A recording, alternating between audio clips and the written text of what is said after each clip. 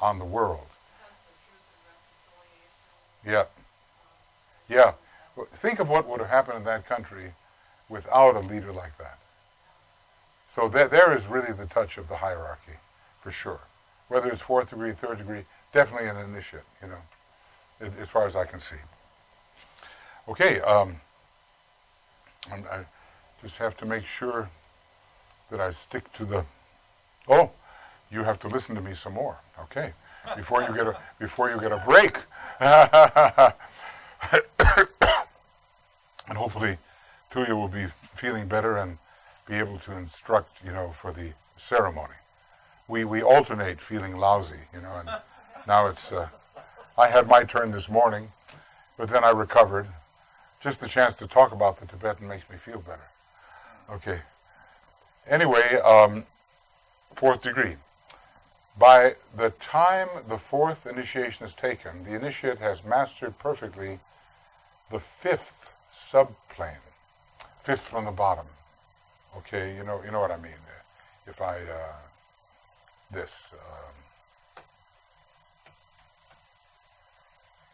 these are the subplanes, and the fifth subplane from the bottom is what he's talking about. And that's already the realm of the causal body. That's where the causal body is found, on the fifth and the sixth subplane from the bottom. Okay. So it's one thing to be introduced to the energies of a subplane, and another thing to really be on top of them and really master them. So just because we have been led into a room doesn't mean we have mastered all that's going on in that room. So a true master of the wisdom has mastered completely the lower three worlds. Okay. So he is therefore adept. Now the word adept and arhat are interesting. Arhat means a noble one, and it usually signifies an initiate of the fourth degree. An adept is interesting because you have adaptability and all that. It signifies an initiate of the fifth degree. So, and of course, adaptation is the number 3. So 5 below is the same as 3 from above. It's the 3 and the 5 that make you an adept, a master. And so he's therefore adept, to use the technical phrase, and on the 5 lower subplanes of the physical, astral, and mental planes, and is well on the way to mastering the 6th, just like Venus. See, take it up to the planetary level. We don't have a sacred planet here. We have a lot of trouble on the cosmic astral plane. The astral body of our particular planetary logos is not so calm. So he's fighting it out on the 4th plane, but is reaching for the 5th plane, where things will be much more tranquil and spiritual. That's what our planetary logos. But Venus is ahead.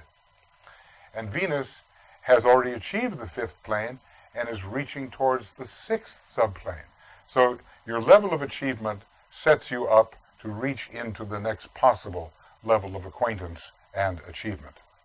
So mastering the 6th. His Buddhic vehicle can function on the 2 lower subplanes of the Buddhic plane. And this is really interesting. It's not like you get to do the Buddhic plane all at once completely.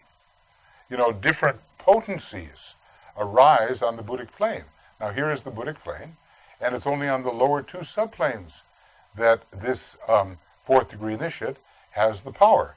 So if we go over here, to Keith's chart where he put it all together, it's comprehension of the 4 sounds and healing. Those are the 2 powers which will belong to the initiate of the 4th degree, but not necessarily all of them. As a matter of fact, DK says, why didn't I fill in any names on these higher 2 levels? Because they refer to powers that go beyond the ability of a master. In other words, a Chohan has these, and a 7th degree Chohan has these. Therefore, we don't want to talk about that, because we wouldn't understand it. So he stops at plane number 5. That's it.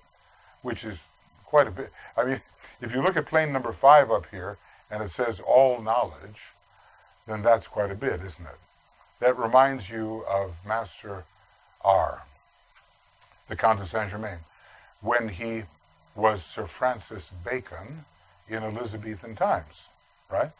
And he said in a prophetic statement, I take all knowledge as my province, meaning I'm interested in everything and I intend to master it all. So pretty good for a third-ray monad and a seventh-ray soul, okay, which is what he is now. Okay, so anyway, so the Buddhic vehicle can function on the two lower levels. Now, for people like us, we're just lucky if we get an occasional intuition. You know, we're not talking about our Buddhic vehicle really functioning. Maybe a great musician like Bach or Beethoven, maybe they have their Buddhic vehicle functioning to some degree. You know, they were like Bach, certainly a third-degree initiate. I don't know about Beethoven, maybe toward the end, I don't know. He certainly was Sturm und Drang, you know, he was with storm and stress, and he really was in constant conflict. The first ray and the fourth ray operating through Beethoven.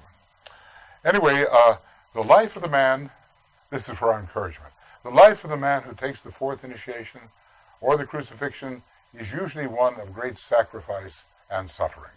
Ponder on this. Okay, this is what lies ahead, but it's the only way that we can detach from all the things that we think are real, but they're not real. So we have to go through this detaching process, which is always painful. He's going to lose everything he had valued and then find, of course, much greater things. It is the life of the man who makes the great renunciation, and even exoterically, it is seen to be strenuous, Father Damien, hard, and painful.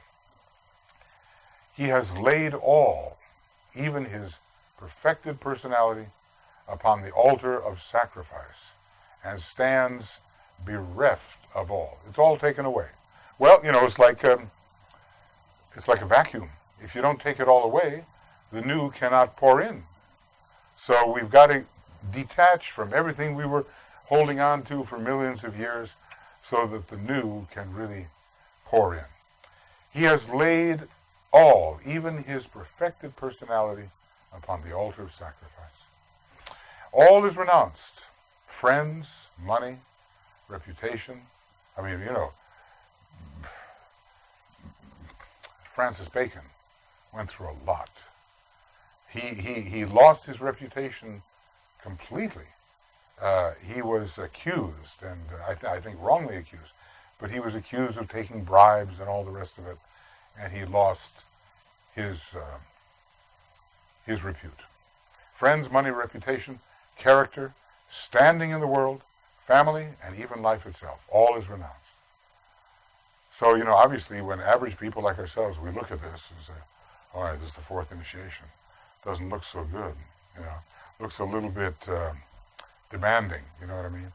But we reach a point where we can't do anything else. We just have to do that because anything else is seen as a limitation. And you know, the old saying, which would you rather be, guilty or nauseated? I know it's not a great choice, but the idea is that if you go forward, you're going to feel fear. And if you don't go forward, you're going to feel guilt and nausea. So it's better to feel the fear and go through it than to be eaten up by the guilt and that horrible plutonic feeling of, I can't get this out of my system, I'm with it far too long, I've got to get it out of my system. Finally, it's like Master Moria says, he says, there's two kinds of courage. The best is the courage of the flaming heart. The other is the courage of desperation. And either one will accomplish. Either one. So I'm sure that in our life, we have a mixture of those two kinds of courage. You know, what finally drives you forward? You get so sick and tired of where you've been, that's the courage of desperation. And the other is you have such an anticipation of what might be, the courage of the flaming heart. Now, I don't know how often we exercise great courage, but in the next 9 years, maybe we'll be called upon to do that. Fourth initiation. After the fourth initiation, not much remains to be done. Wasn't that nice? You're home free? Okay. The domination of the sixth subplane goes forward with rapidity. And the matter of the higher subplanes of the Buddhic is coordinated. So it doesn't all happen at once. Your Buddhic vehicle doesn't like shape up all at once. It goes bit by bit, and all those Buddhic faculties, initiation after initiation, gradually come into effectiveness. The initiate is admitted into closer fellowship in the lodge. You know, an ashram is like a great circle, many concentric circles, and there are these barriers. You can only go so far towards the center, only so far. The ashram is protecting itself from you, and protecting you from itself. You know what I mean? Everybody said, well, let me in there, you know, but fools rush in where angels fear to tread. So you can get in big trouble if you're going to rush in to where it's dangerous. So a closer fellowship comes and a more complete contact. He is rapidly exhausting the resources of the Hall of Wisdom. In other words, the three synthesis petals of the egoic lotus are really starting to open up. And he is mastering the most intricate plans and charts. Now, that sounds like a lot of fun, especially if you're on the third ray or the second ray. Anyway, maybe not all would be doing this, but DK is talking about it from his perspective. He becomes adept in the significance of color and sound. He can wield the law in the three worlds. So he's not the victim of the law, he is behind the law. And he can contact his monad with more freedom than the majority of the human race can contact their soul or their ego. So this is, fourth degree. He is in charge also of large work, teaching many pupils, if he's on the teaching ray, I suppose, or leading many pupils or whatever, Not everybody is a teacher. Aiding in many schemes and gathering under him those who will assist him in future times. He's gathering his ashram. Did you ever think that a lot of the people you might be associated with in kind of a helpful way might be future members of your ashram, if you can stand it? Okay. I mean, because our family members and people who are associated with us in work and all that, it's all about the future relationships, really. Like DK said, well, I was your grandfather, and, well, you haven't learned much, that kind of thing. But that was from old family relations. And now he gets them together under a new type of family. So this refers only to those who stay to help humanity on this globe. As you might not, you might go elsewhere. Those who actually stay with this globe are the minority. Sanat Kumara has to kind of hit you on the shoulder and say, you stay, because most go on to other places, okay? We will deal later with some of the lines of work that stretch before the adept if he passes away from earth service. The very first path is called earth service, okay? And if you take that path, you are allowed to fight your way onto the path of becoming a solar logos. So the reward seems adequate. The second path is called magnetic work. It takes you to the cosmic astral plane. The third path is called you become a planetary logos. Maybe you have to go through being a globe lord, a chain lord, and then finally a planetary logos. Fourth path is on your way to Sirius, and you become a blissful dancing point of fanatical devotion. That's 85% of humanity. The fifth path, you become a ray. The Christ is on that path. He's becoming a ray of love wisdom. The sixth path takes you and you become a solar logos eventually. And the seventh path is called the path of absolute sonship. You become a karmic lord. He says a lot of people who are astrophysicists and higher mathematics, they're going that way. Excuse me. And then there are two new paths. And he doesn't say anything about them. There's usually there's 7, but now there's 2 more. You get 9. And it's very interesting because there's 7 major Pleiades and then father and mother, Atlas and Pleione. They're the father and mother of the Pleiades. That makes 9. So I really think that we're on our way to the Pleiades, which is the sort of central, the central hub of the wheel. Okay, so anyway, fourth initiation. At the fourth initiation, the energy of his egoic group becomes his to use for the good of the planetary evolution, not just your own ego, not just your own causal body, but the energy of all those egoic lotuses that are gathered together. Initiation 4, renunciation. This is that marvelous section from Ray's initiations. He gives all of them. Freedom, it's always freedom from, or freedom to. Freedom from all self-interest, and the renouncing of the personal life in the interest of the larger whole. Easily said, right? Easily said. Freedom from all self-interest. Boy, even the rich young man at the third degree does not have freedom from all self-interest because he likes his causal body quite a bit. It's very rich. It's stored with all kinds of good stuff for many, many years, millions of years, and he'd like to hang out there for a while. And Christ says, sell it all, sell it to the highest bidder, and then follow me. Even soul consciousness ceases to be of importance, and a more universal awareness and one closer to the divine mind takes its place. So this lies ahead for all of us, Not everybody is treading the path of initiation. Like I said, there is the slower, general elevation of all humanity without the individual effort.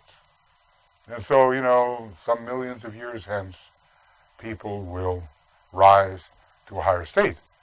But if you really feel the divine incentive here, and if you think, oh goodness, I really could help more if I focused my mind and heart and will on becoming a true initiate, then a different type of path may open up before us. And much tougher, much faster, and much more useful to the general good.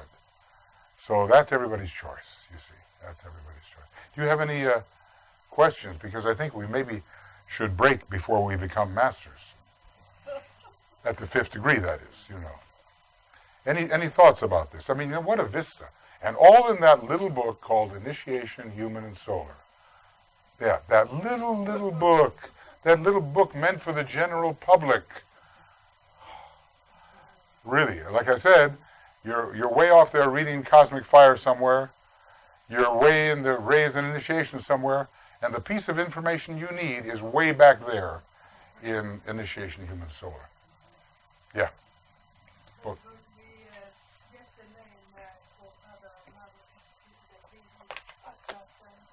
Pleione. Atlas and Pleione. And when Nicholas and I were doing the astrology classes, what we did, hey, hi, you're welcome if you wish. But we're just about to take a break. Okay. Anyway, another very fine astrologer, Philip. So we were naming the rays of the different sisters. It's not very straightforward. And one of those sisters is veiled. She had to hide her face in shame because she married a mortal. And what that meant was she had a special relationship to the earth, a mortal, a non-sacred planet, you see. So it's probably the third ray star. But Atlas and Pleione, and then I always have to remind myself what the others are, but Alcyone is the main one in the center, the central spiritual sun of the Pleiades. And we're on our way there, you see. We can lose track and we can feel that our lives are so meaningless, or we're not accomplishing what we want, or there's so many things that could go better, but we are on our way. And that's what, you have to have the faith in the vision that is presented. And that, of course, gives you life and vitality. Where there's no vision, the people perish. Where there is vision, the people are animated and they have the energy to go on and through all kinds of things. So the vision is so really, really important. And I think what you're going to have in the ceremony that Tuya is going to do with you, there is a definite section on the vision. It's the second of the 5 stages of the initiation process. And so the question is, what is my vision for myself or for my groups? I mean, these should be clarified in our minds, you see. Any questions?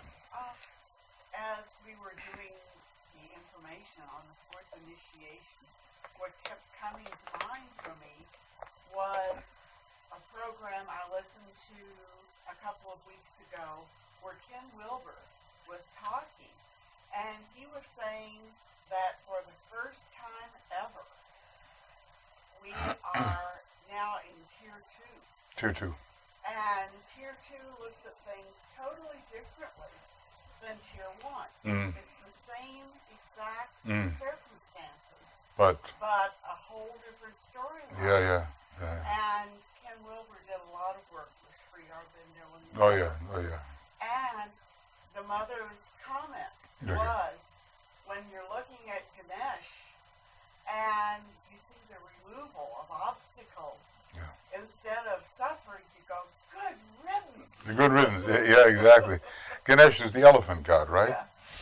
Yeah, well, Wilbur's done such great work, and obviously he's a transplant from, so many Eastern incarnations. But then he has this fantastic lucid mind, for the Western people, so he can be accepted. That's really, really important. Okay, well, tell you what, well, now we're going to take a little break, and 15 minutes, roughly, and then we'll see what we can do to the 5th, 6th, and 7th initiations. Okay. So we'll be back 15 minutes, y'all who are tuning in with us. We'll come back. More initiations ahead.